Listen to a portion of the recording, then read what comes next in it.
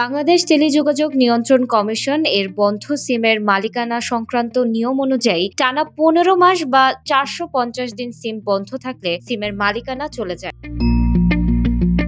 বিটিআরসির নিয়ম অনুযায়ী একটি নির্দিষ্ট সময় সিম ব্যবহার না করা হলে মালিকানা চলে যায়, আর তখন সিম কোম্পানি বৈধভাবে অন্য গ্রাহকের কাছে নম্বরটি বিক্রি করে দেয়।